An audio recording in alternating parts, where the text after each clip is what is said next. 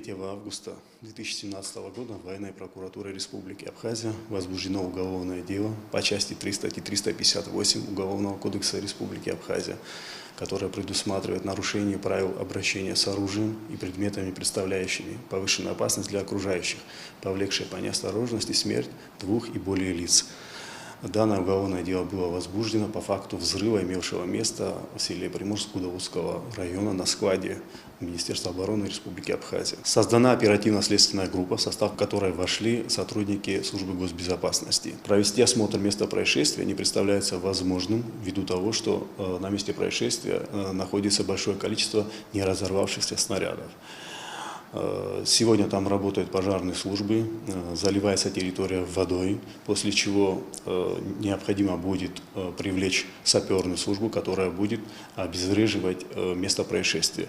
Только после всех этих обстоятельств можно будет проводить осмотр местности.